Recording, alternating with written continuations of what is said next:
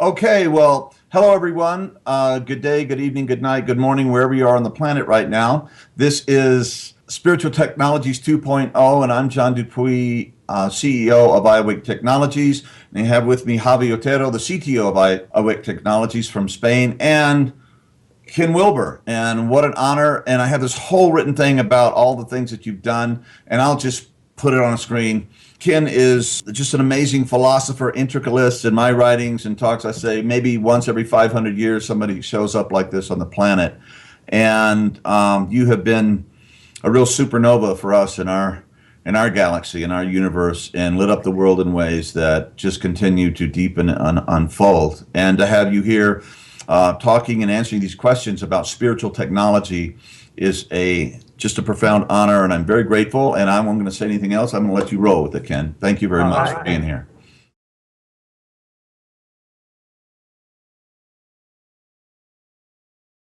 So your original question was about an overarching definition of spirituality to help frame the summit in spiritual technologies. And so I would start responding by saying there are at least two very different positive definitions of spirituality that are quite common, but they are also quite different. These two definitions actually parallel the two basic developmental paths that human beings have. Humans can both wake up and they can grow up.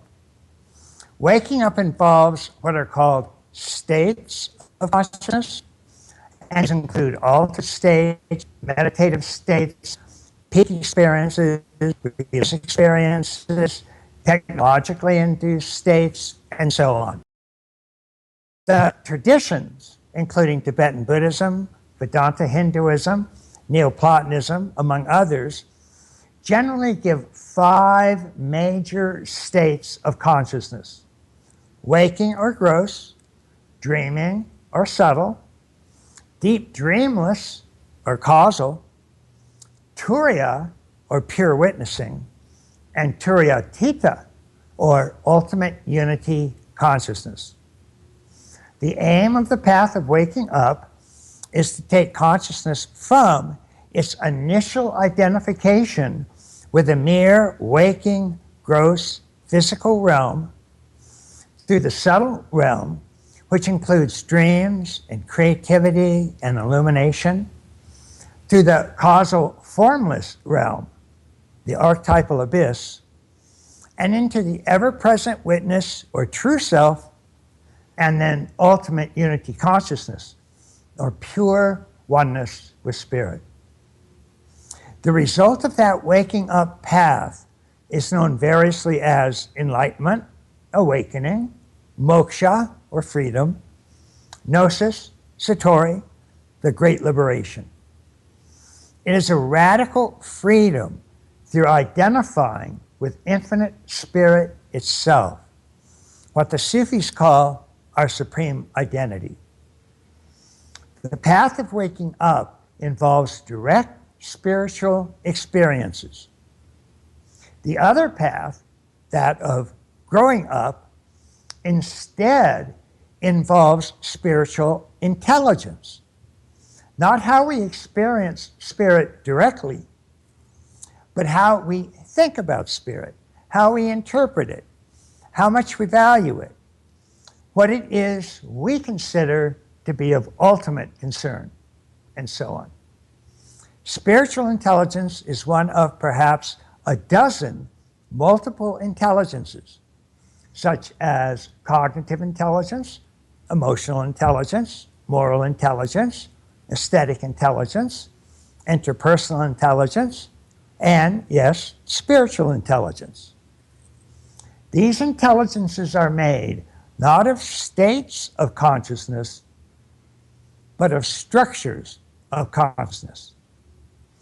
A state of consciousness is a direct experience that you are immediately aware of.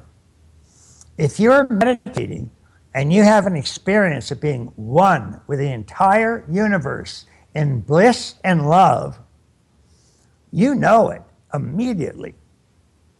It's a very obvious experience. But structures of consciousness are not like that. They are much more like grammar. Everybody brought up in a particular culture learns to speak its language fairly correctly. They put subject and verbs together correctly. They use adjectives and adverbs correctly. And in general, they follow the rules of grammar of that language quite correctly. But if you ask any one of them to write down those rules, virtually nobody can do so. In other words, they are following quite correctly a large system of rules, but they have no idea they are following those rules, let alone what those rules actually are. Structures of consciousness are like that. Structures of consciousness in growing up are indeed much like grammar. Growing up proceeds through a series of stages or levels, each of which has a structure, hence structures of consciousness. And that structure is like the grammar of that level. When people are at that stage, they follow that structure very closely, but they have no idea they are doing so. They are actually interpreting and hence co-creating their world using this structure or level, but they have no idea this is happening. This just seems to be the way the world actually and truly is. They don't see it's a co-creation of their own consciousness. There are several dozen models of stages, these structure stages of growing up. And as different as many of these models are, what's so amazing is that all of them agree on around 6 to 8 major stages of development that human beings go through as they grow up through any of their multiple intelligences. Now, there are many different names for these stages of growing up, and all of them are limited in some ways because these structures are really complex and cover a great deal of ground. So almost any label is limited and to some degree misleading. So we have to keep that in mind.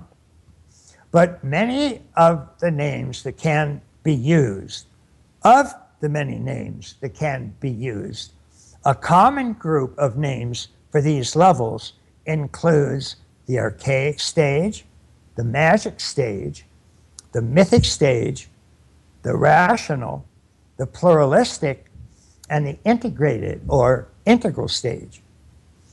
Each multiple intelligence, including spiritual intelligence, moves and progresses through those 6 to 8 major stages. So we have different multiple intelligences or different lines of development, all moving to the same major levels of development. Different lines, same levels. And spirituality, or one aspect of spirituality, namely spiritual intelligence, moves through those major levels. And that's the path of growing up as it appears in the line of spirituality. You can actually grow and develop in your understanding of spirit, just like you can grow and develop in your cognition, your emotions, your morals, your aesthetic sense, and so on. The path of growing up. Few people are aware of these major stages of growing up, but we have hundreds of research studies from around the world confirming these stages. They are truly central to a human being's growth and development, and to the many different ways that humans interpret, experience, and co-create their worlds. So, very briefly, in today's individual, Those general growing up stages emerge as follows. And now I'm going to very briefly run through these major 6 to 8 stages. This will take about 10 minutes, and I hope it's not too boring, but it will give you an idea of what we're talking about here, so it won't be so mysterious. And you can start to see how it applies to spirituality by realizing that each of these stages has a different spiritual view, a different conception, a different idea about spirit itself. So how you picture spirit will depend upon which of these general stages you are at. So this is truly significant. The first year of life is the archaic stage. This is the oldest level, going back at least 1 million years in humans, and actually even further, since it contains all the pre-human stages as well, including reptilian, paleo-mammalian, and primate. And thus it contains all the basic physiological needs, oral drives for food and water, the need for warmth and shelter, and so on. And this early stage, the human infant and the exterior world are not differentiated, but rather exist in the state of fusion or embeddedness. This stage is not some sort of Eden. It is not a paradise of oneness with the divine. It doesn't lie next to angels. It lies exactly right next to apes. Humans have to evolve up from Eden in order to access higher realms of heaven. And that's the process of evolution. In any event, this pre-differentiated fusion starts to differentiate into a self and an other at the magic stage, from around ages 1 to 3 today, and historically from around 250,000 years to 10,000 years BE. Here, there is still much overlap between the self and its surroundings, and so they tend to be magically confused and intertwined. Voodoo is an example of this, where if you make a doll representing a person and you stick a pin in the doll, the real person is hurt because the thing and the image of the thing are still fused and thought to be one. This is followed by a stage where self and other finally separate, a stage called magic mythic. And the self becomes very worried about its separate self and any possible harm, since it's now alone and split apart from the world. So this stage is often called safety, self-protective, power, opportunistic. These early stages are all egocentric or totally self-centered and worried only about the self. This egocentric realm gives way to the next stage, the mythic, which marks the emergence of the self's capacity to take the role of other. That is, to put itself in somebody else's shoes and see the world through their eyes. So the self's identity expands from egocentric to what's called ethnocentric, expands from self-centered to group-centered. Given the importance of the group, the self at this stage is usually very conformist. So this stage is often called law and order, or conformist, or conventional, or my country right or wrong, and so on. And it's called mythic because thinking has developed from magic, a fairly simple form of cognition, to mythic, which is much more complex. But here, the myths that are produced are all taken to be absolutely, empirically, completely true. The myths are not taken metaphorically or as symbols, but as absolute concrete realities. So the mythic religions that developed at this stage of spiritual intelligence all tend to be very fundamentalistic. If you're a Christian at this stage, you will firmly believe that Moses really did part the Red Sea. God really did rain locusts down on the Egyptians and kill each of their firstborn males. That Christ was literally born from a biological virgin, and so on. Clare Graves, a pioneer in studying this growing up process in the line of values, called the stage absolutistic because it believes it has the one and only truth, and all others are confused, mistaken, and deeply wrong. Many fundamentalists, in fact, believe some version of jihad in whatever form. It means, namely, they are the chosen people, and their job is to convert, and if not convert, then kill all non-believers, all infidels. This is a very problematic stage of development, and unfortunately, around 70% of the world's population is at this ethnocentric, mythic, absolutistic level of development, dividing the world into us versus them, and driven by some form of jihad. But if development continues, it moves into the next stage, the rational stage. At this stage, the self can take not only a second-person perspective of ethnocentric, group-centered, but also a universal, objective, third-person perspective, or global-centered. And thus we see the emergence from the mythic traditional epic to the modern, rational, scientific epic, starting with the Western Enlightenment. This stage, because of its universal perspective, treats all people fairly, regardless of race, color, sex, or creed, at least as an ideal. And thus, in a 100-year period from around 1770 to 1870, slavery was outlawed by every single rational industrial society on the face of the planet. And this was the first time that this had ever happened in all of human history.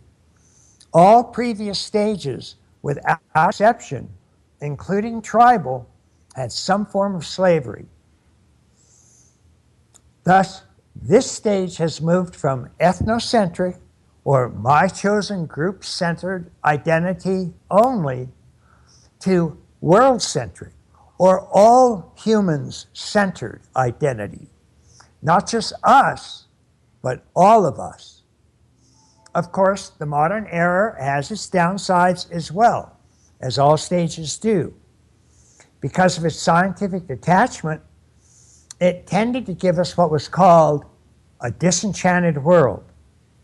And it's worth remembering that all of the earlier stages were still present to some degree, even in this rationally centered society, because everybody is born at square one and starts their development from there, moving from archaic to magic to mythic to rational and so on.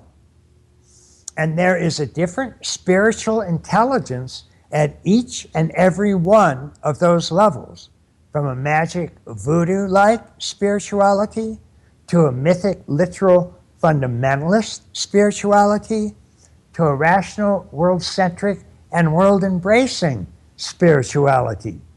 From rational, if development continues, there is the pluralistic stage. This stage is even more complex than rational, and so it begins to see a number of different perspectives on almost every topic that arises. So much so that it tends to become relativistic. It believes that there are no universal truths, that each culture has its own truths and its own values, and none of them are better than any others. This stage is often called postmodern because it comes after the modern era. It's also called multicultural, relativistic, human bonding, sensitive, because it is very aware of oppression and mistreatment of others, because nobody has the right to impose their truths or values on anybody else.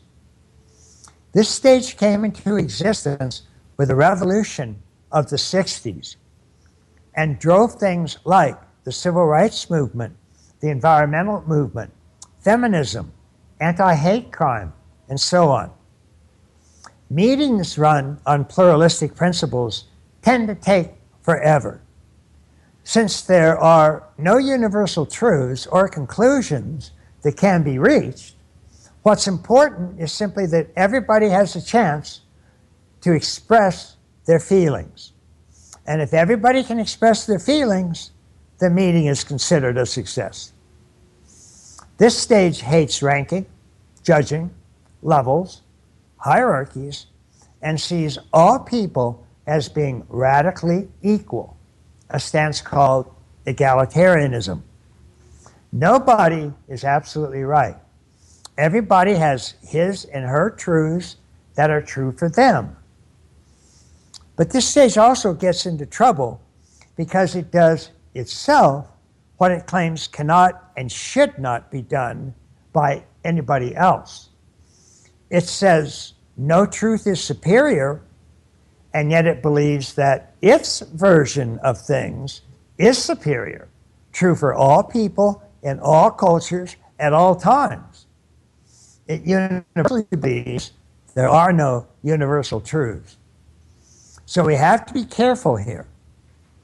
Finally, if the growing up process continues, the individual moves into a stage called things like integrated, integral, systemic, global, strategic. This is also often called the beginning of second-tier stages, in contrast to the previous 6 stages, which are all called first-tier. The reason is that the integral second-tier stage is unlike any stage that has ever appeared in all of human history. Clare Graves called it a monumental leap in meaning, a cataclysmic leap. What was this leap? Basically, each of the first tier stages believes that its truth and values are the only real truth and values in existence. All others are mistaken, infantile, goofy, or just plain wrong. But integral believes that all previous stages have at least some degree of truth. They are true if partial, but each of them is a crucial step or stage in a human being's overall development, and thus none of them can be deleted without disastrous consequences. Right now, only about 5% of the world's population is at an integral stage. But this promises to be one of the most profound and significant developments in all of human history. So spiritual intelligence develops through all of these growing up stages, as all multiple intelligences do. And so there is a different view of spirit, what it is, how it operates, what it means, at each of those stages. So this is a very, very important spiritual development sequence. It moves from very archaic to outmoded views of spirit to the most leading edge and evolutionarily advanced views available. Of course, integral spirituality draws on this leading edge in its own formulations. But it also draws on the spirituality revealed in the path of waking up. Like growing up, waking up tends to unfold in a series of stages, but this time, stages of states, not structures. So we call these state stages to differentiate them from structure stages.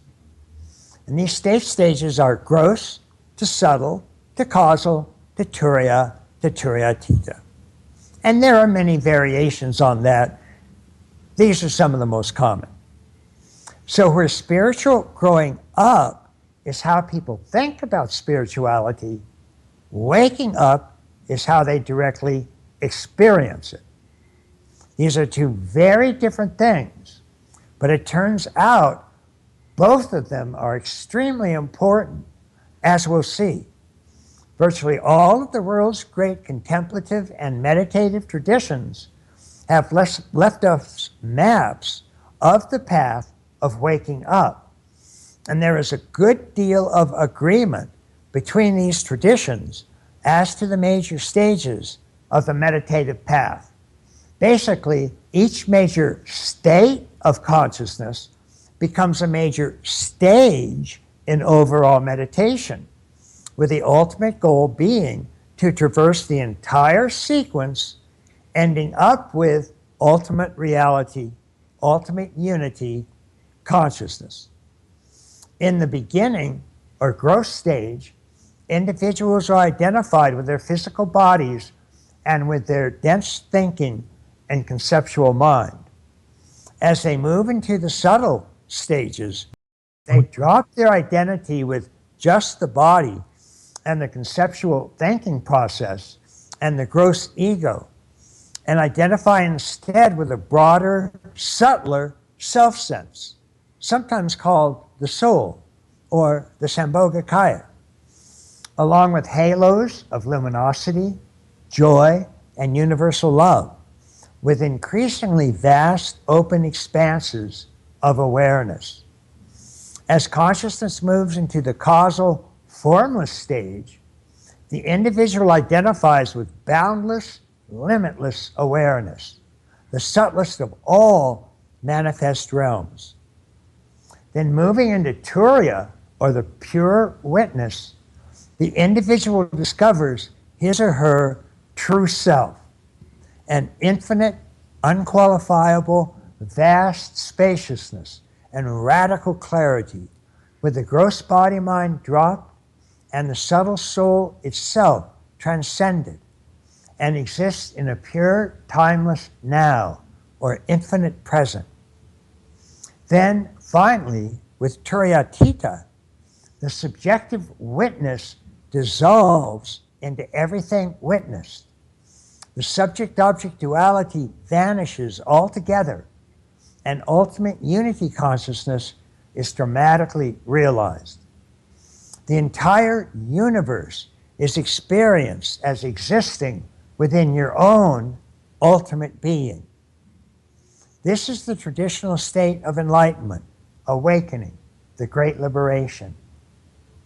But what recent research has demonstrated is that a person will interpret any experience they have according to the stage of growing up they are at. And this means spiritual experience too. And you can be at virtually any stage of growing up and experience any stage of waking up. These are relatively independent parameters. So you can be at a very ethnocentric stage of growing up. And if you have an experience of ultimate unity consciousness, or the union of emptiness and form, or the union of the individual and Godhead, you will indeed feel one with your entire world. But your entire world only goes up to ethnocentric levels. You cannot experience oneness with the world-centric levels of rational and pluralistic and integral, because those levels have not yet emerged, and you can't be one with something that doesn't exist at all for you. So you can achieve a traditional enlightenment and yet still remain very ethnocentric, perhaps sexist or racist or homophobic or rigidly hierarchical or xenophobic, and so on. The book Zen at War has some very respected Zen masters, greatly appreciated for their deep enlightenment, and they express numerous prejudiced ethnocentric beliefs. So the most important aspects of spirituality that we need to be aware of as we talk about spiritual technologies. And I'll give one very quick reason. Both of these are incredibly important in this area. So far, to date, technological work with brainwave patterns has been done only in regard to the states of consciousness, such as those involved with waking up. All of the EEG, PET scans, MRIs, and so on have been tracking nothing but states. There's not a single study anywhere of the structures of growing up. Technological study. And thus the technologies that have been developed so far can actually support people in becoming fully enlightened, but remain deeply prejudiced or ethnocentric, or even worse, egocentric. And ethnocentric enlightenment will not really help the world. In many ways, it will hurt it. It will contribute to, I'm special. I've got the only way to true spirituality. Everybody else is wrong, and so on. It would support a hidden racism, or sexism, or homophobia, and so forth. People that are concentrating on just waking up without also engaging in processes of growing up are usually, without knowing it or intending it, actually creating very harmful results. This is a major problem. Prejudices backed by enlightened awareness can be catastrophic because it's so much more powerful. You have a prejudice backed by the power of enlightenment. One of the items I really focus on is the need to study structures of growing up in addition to the states of waking up. So to finish, I'll very briefly mention the technologies that have recently developed that help people get into altered or higher states of consciousness. Not structures, but states. I'd at least have to go back a ways and mention the earlier attempt to do so through the technology of modern chemistry, namely the psychedelics. This itself is a hugely complex topic, but I'll just say that based on things like the work of Stan Grof, it appears that with high doses of some psychedelics, particularly LSD-25, virtually every major mystical state of consciousness can be produced, up to and including Turiya Theta. Grof's The Cosmic Game, for example, clearly outlines all of these states produced by LSD, and the list does seem to be fairly comprehensive. More recently, there are the popular brainwave entrainment programs, such as binaural beats and transcranial electric stimulation. Binaural beats induce the brain to select the frequencies introduced in each ear and produce a brainwave pattern that matches the average. This can be used to then produce alpha waves, a relaxed gross state of consciousness, or theta waves, a subtle state of consciousness, and delta waves, a causal state of consciousness. Transcranial stimulation does essentially the same thing, but introduces the state waves directly through electrodes attached to the head. So for example, 7 hertz for theta waves and the subtle state. These technologies are often accompanied by visualization techniques where a voice guides the user through various aspects of the different states. These can take as their aim simple relaxation or medical healing or deep sleep inducement or job enhancement or love inducement, increased energy, pain reduction, and so on. Again, the individual will interpret these experiences according to the stage they are at in their overall growing up process. None of these technologies directly address the growing up process and help accelerate that. They basically only address various states, including those in the waking up process. So this is a profound lack, at least so far. Games like the Wild Divine also focus solely on states of consciousness, no structures, and things like the Mind Mirror EEG show only states of consciousness too. The strength of all of these technologies is that they are fairly effective in inducing one or more states of consciousness in the waking up process. And their universal weakness is that they do nothing for structures of consciousness in the growing up process. And thus they can inadvertently support ethnocentric prejudice, as does meditation itself alone. So that's a real issue here and worth keeping in mind. I've been talking with various individuals such as Dave Vacco at Harvard and Mickey Siegel about getting brain measurements of the stages of growing up. So we'll see how that goes.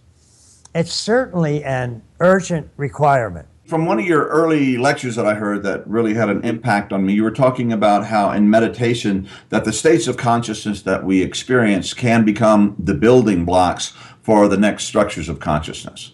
So isn't there a way that by working with states with an awareness that, you know, you may not be at the top of the food chain, but just that awareness of structures and the states of consciousness that we go through in our practice will actually help us to start to maybe get up the spiral a little more quickly and gracefully?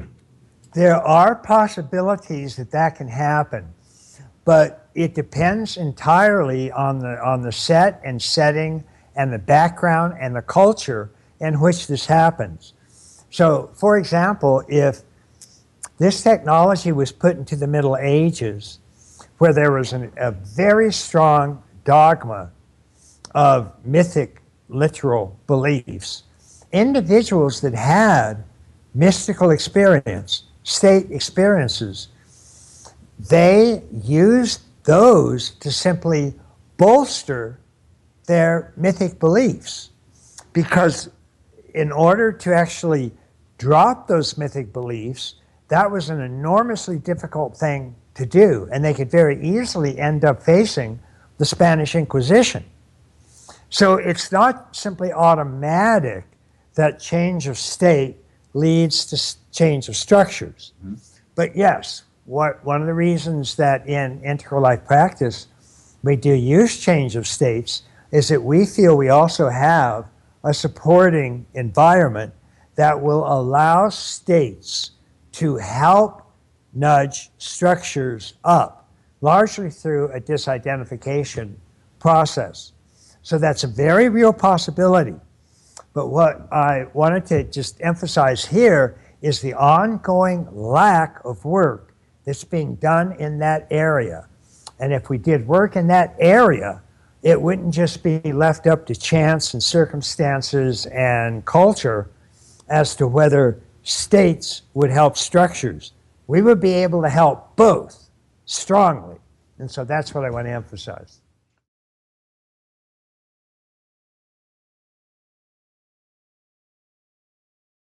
The general question, and this is just my summary of it, how has technology changed your work and how does it affect ILP?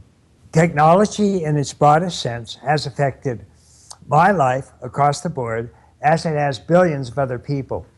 From internet and internet shopping. I can't remember the last time I was in a bookstore, much as I love them. And email use. I haven't sent a regular letter in a decade. To computer use in general, to medical procedures, to financial transactions, to meditation support. I use some of the brainwave entrainment and electrical stimulation programs, at least on occasion, to assist access to various states of consciousness. And I've tracked my own brain waves on the mind mirror. There's actually a video on the web called Ken Wilber Stops His Brain Waves, which shows me hooked up to a mind mirror. And the mind mirror, all of its electrical components all go to zero in measurements, except a constant delta state. Which happens only in deep sleep and in constant witnessing awareness. So it's pretty funny to watch, though, I have to say. And we do recommend brainwave entrainment or electric stimulation programs in our integral life practice as a really good support for meditation, especially for beginners. What's going to happen as we increase our understanding of the upper right quadrant and the very specific brain states that occur during meditation is that we're going to be able to refine the brain wave entrainment programs considerably. Right now, they're fairly shotgun approach, just theta or delta or theta plus alpha, that sort of thing. But there are, as subdivisions in these 5 major basic states of consciousness, dozens of subdivisions of the states of consciousness available in the waking up process. As we get finer fingerprints of these subdivisions, we will be able to help induce much more specific meditative states, and these will very likely have a much more effective impact on driving the whole waking up sequence to its very high states. In other words, brainwave technologies will become much more effective in helping to drive enlightenment and its states of being. If these are indeed effective, this will likely become the single most widely used path to enlightenment known in the West, possibly the world. It is through this technology that enlightened states of consciousness could be introduced to very large numbers of people in the West, and indeed around the world. Right now, those actually practicing meditation, let alone following that path all the way to enlightenment, are very few in number. And the complete transcendental philosophy behind it is not well understood by many. Certainly not by many Westerners. The ease, simplicity, and quickness of a brain technology that has carefully mapped all the subdivision states of the waking up process and could induce each of them in the correct order would be a monumental discovery for the human race. There are so many profound truths unveiled in enlightened states. This would have a profound impact on Western and world culture. We would actually have a world that was truly attuned to authentic, genuine states of spirituality on a large scale for the first time in history. Of course, we would have to complement this with ways to accelerate growing up as well, or else we would actually be hurting humanity's overall chances, because we could often be producing deeply self-certain ethnic prejudices on a wide scale, increasing humanity's fragmentation and warlike stance. Again, waking up and growing up are two different developmental paths, and you need both of them to produce truly whole and healthy and authentic human beings. Nowhere in all of history until now has there been a single system that has included both waking up and growing up. None. And any given time, human beings have practiced just one or the other of these paths. This means that throughout our entire history, humans have been training themselves to be broken. A history of broken humans is all we have. But now we know about both of these developmental paths, and we can start to include both major forms of spirituality together, both spiritual intelligence and spiritual experience. And so, for the first time, we have the possibility of producing human beings that are whole, truly whole. This would be amazing. One of the things that I found in working, I've been working with this over 10 years with students and clients and myself, is that in using these brainwave entrainment technologies, we actually do get to do a lot of the wake-up work. In other words, we learn about our knots, our Right. traumas from the past. Shadow begins to become to light and released. Our negative stories about reality that we got from our kids or ancestors or wherever we achieve those begin to get dissolved in favor of better stories. And I think that part of the emotional work that's being able to be done by this technology actually allows for the possibility of moving into these higher levels of development in a integral, holistic, healthy way. So there's Right. the state development, but there's also a lot of psychological healing and release and shadow work that's going on simultaneously. So it's a very integral practice. Absolutely, and that is indeed the aim of integral.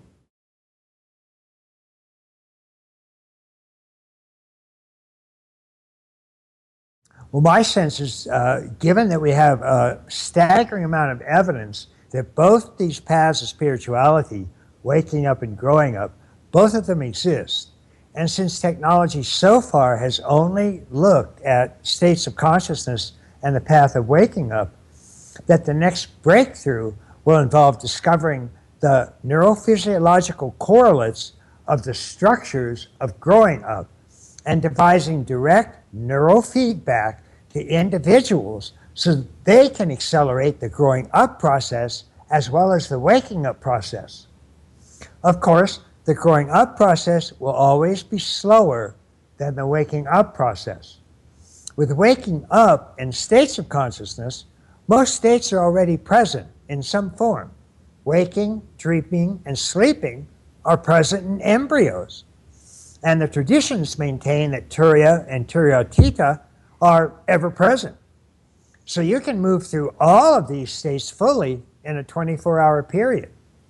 But structures aren't like that. They have to be built and constructed, and that takes time, usually a few years at least, for each stage of growing up to emerge and develop. But by being able to track that growing up, by constantly knowing where you were in the overall process, you would be able to have constant feedback about your growing up process. And thus, if you had an enlightenment experience, but your neurofeedback showed that you were still at ethnocentric stage of growing up, you would be careful not to take everything in your awareness as being absolutely true, which is the very strong tendency otherwise if you simply think everything in the enlightened mind is absolutely true. Whereas in fact, it is getting interpreted by the growing up stage that you are at.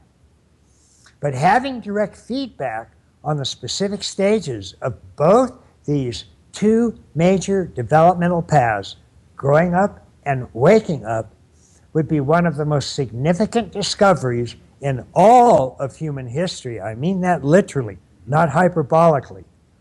We would, for the first time, have a constant feedback as to where our direct relation is with spirit, i.e. what stage of waking up we're at, but we'd also know where we were interpreting our world and our experience, including spiritual experience, in an egocentric or ethnocentric or world-centric stance.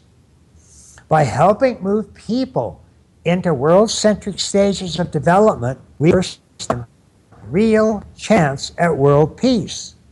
Because somebody at a world-centric stance will treat people fairly, regardless of race, color, sex, or creed.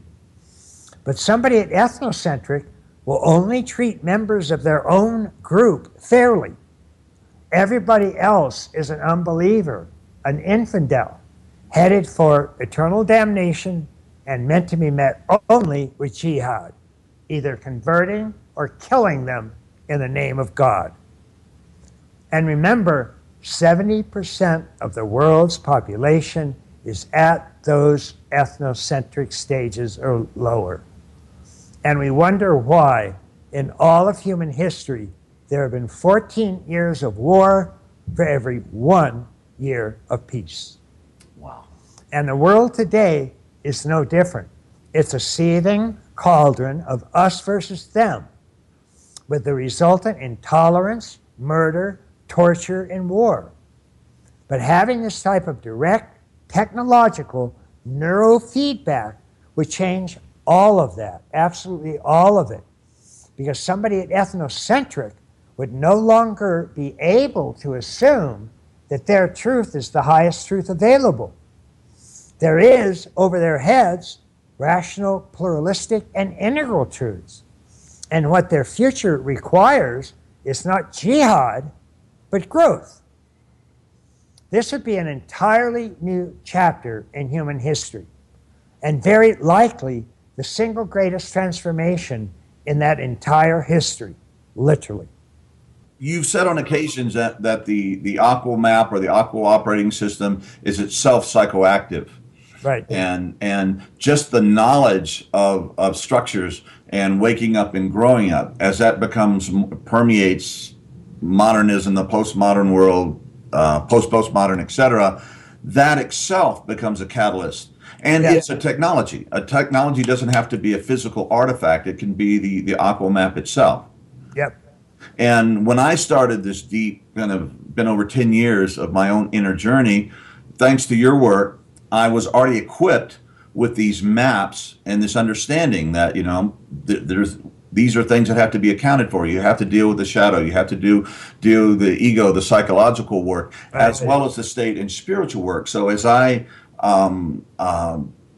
deepen into my own work, I would like to think that I made much more progress because I had the structure or the maps illuminating my journey. I wasn't just off in the darkness trying to find my way. I had these milestones and these understanding of states and stages and how these things work together and are semi-independent, etc. So that's been a tremendous aid. And awesome. I think your work is maybe one of the main things you were talking about is allowing us to actually begin to do this, because now we understand how these dynamics work. Yeah. I appreciate that very much. That, of course, was the goal of the work. And I've heard rumors by German friends of mine who are translating papers. I don't know if you've heard about this, but there's been research done to say that they can actually see changes in the structure of the brain as stage development happens. So I've heard. I don't know. I don't have any. It's just kind of been a rumor out of Europe. I don't know if you've heard of that, but that would be amazing. Yeah, exactly. And we hope to see also changes that structures would bring to the human brain. The neuroplasticity of the human brain, we find, is much, much more open to experiential imprinting. Yeah, and I think the more people that arrive at modernism, the easier it is for people under that to achieve modernism. Is that not correct? And the more people that get postmodern, green becomes online, and now you're saying about 5% at this integral level. Well, the pioneers that are working that, maybe in the future with what we're learning now with the technologies and with the maps and with this understanding that maybe people will be arriving at second tier when they're 13 instead of 50-something or 60-something or 35. So that would be the hope, that development happens more gracefully, more integrated, more holistically, so you don't have that weird, enlightened mind with, red barbaric ethics, right? But that it all moves up together, and that would be the hope. Yeah. So that's what I'm working on. Anyway, I guess that's what we're all working on who are in this thing. Right. Fantastic.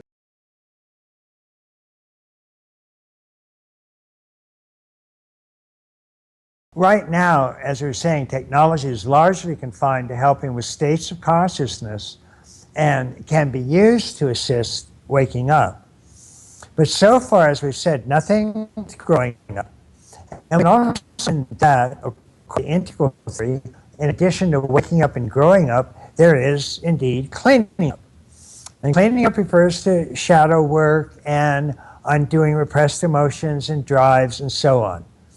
Most form of cleaning work deals directly with the upper left quadrant and so-called talking cures, and the other common forms of therapy address brain physiology and the upper right quadrant with psychopharmacology, drugs, and medicines. These two approaches are in a death grip battle, and neither is budging. For integral approaches, this is a dead-end fight because for integral, both of them are real, both of them are important, and both can be drawn on as appropriate. Technology has only barely entered the world of psychotherapy or cleaning up. Moderate example is EMDR, which uses a brain-mind machine that helps induce bilateral eye movements or various light and tone displays. The therapist leads the client through a series of questions and instructions for addressing a particular symptom. Research shows this approach is at least fairly effective. Some electrical stimulation machines are also effective in therapy, such as Wallace-Fisher machine, which delivers small amounts of electrical current directly to the temples and has been shown helpful with depression, anxiety, and sleep. Binaural beats also have a modest effectiveness with those symptoms. Few of these symptoms have that large of a user base for whatever reason. They just haven't quite caught on. Once we get the neurophysiological fingerprints of the stages of growing up, this would be a huge boon. Most shadow elements were created during some of the early years and early stages of growing up. And if an individual could re-experience these early stages via brain stimulation, their shadows more easily and readily. Until then, shadow states have been shown to more easily surface in theta states, which include dreaming. And so using brain-mind machines to induce theta states during therapy sessions can prove very useful. This works by having the client wear earphones, delivering binaural beats at a theta range, while the talk therapy then proceeds basically as usual. States of related relaxed alpha can also help. But research is moving forward so rapidly in brain neurophysiology that all sorts of useful discoveries are very likely right on the horizon. So hold on to your seats.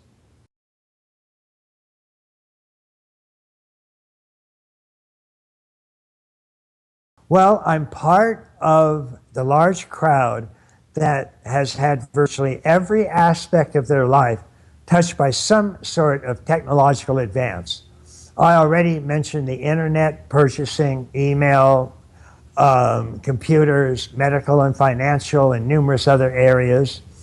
I could not, for example, have founded Integral Institute without the internet. Right now, I'm on the board of a truly leading-edge company that has the capacity to bring cloud technology to literally everybody on the planet. It's called Many One, one word. You can Google it, Many One. Our partners include virtually every major internet company there is, such as Amazon, Google, Facebook, Microsoft, GoDaddy, and so on. Basically, it will create a website for you that plugs directly into full access of the entire cloud. You will have immediate access to all of that data, and it will also reposition your website in all search engines. A lot of folks are saying it's the next wave of the internet and a new net economy. Right now, sites like Google and Amazon make money off of you by tracking your surfing habits and selling that information to companies. Anyone has figured out how to cut into that revenue stream and return a good deal, up to 50% of it, directly to you. So you make some of that money yourself. It's really pretty amazing. A completely rebooted Integral Institute website, right now being built, will be the flagship of this Many One company. Anyway, check it out. See what you think. It's very fascinating. Yeah, originally it was integralnaked.org that happened. I don't know, that happened 10 years ago when that started. And Yep. when you decided to come out of your writer's cave and actually teach live and engage with people, that there was a tremendous changed my life.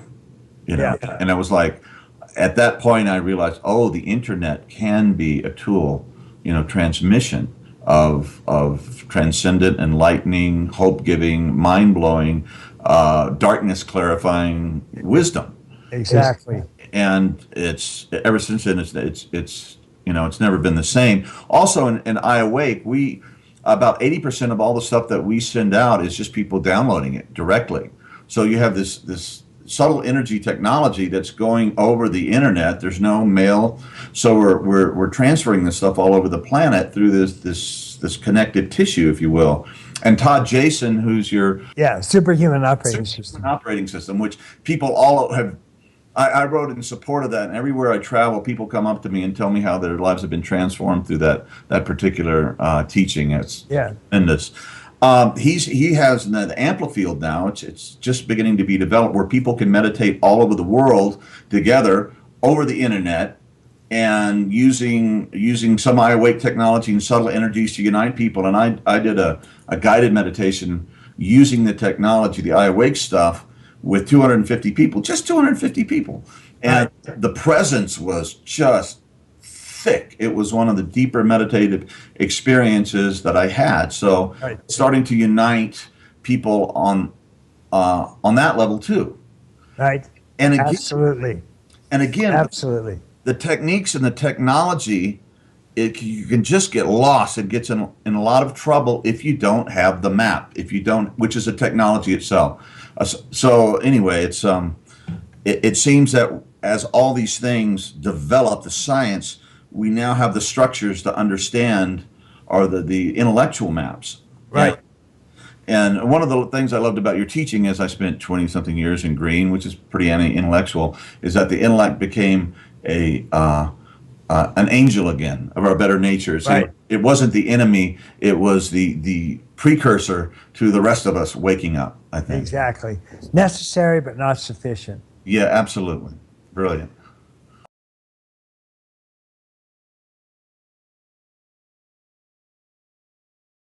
Right now, the main way technology assists any yoga is through the various brain-mind machines that I've discussed, and that's true for the area and the yoga of creativity as well.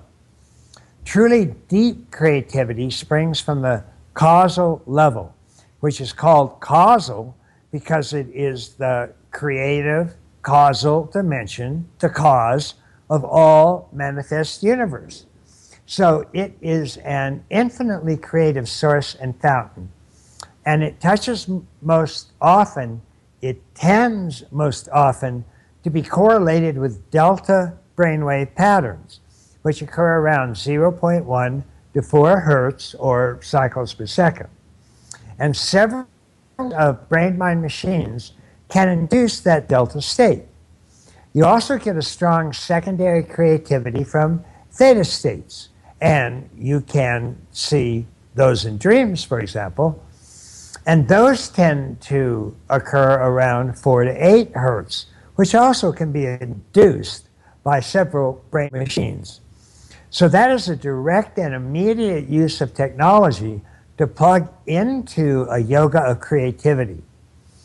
By the way, Otto Scharmer's quite successful U-process technology actually uses those 5 major states of consciousness. His 5 major steps in a U-process go from gross states, which is where you start and where the physical problem is outlined in detail, and then you move to subtle states where the problem is looked at from all sorts of new and novel perspectives to bring new vantage points to bear on all solutions, to causal states. And this is the major creative response, and this is elicited from the causal. And then that creative response is then moved back into the subtle, where the creative response is fleshed out from numerous different angles, and then finally back to the gross, where the final result is manifested in physical form as the new product. What Otto could do is hooking each of those steps up to a brain-mind machine and induce the relevant state more clearly for better results. So that would be a specific technology helping a specific conscious process. Yeah, well, when I write, and I have a lot of university students doing that now, we put on the headphones and we just get into these much more connective, flowing states. I'd love to have you hooked up to one of these mind mirror machines while you're actually writing. And Yeah. just see, would that be interesting, though, to see what we come up with? All sorts. Yeah. All sorts. Yeah, I've had plans to just map out every various type of state I can get into, because I've spent 4 decades getting into different brain states.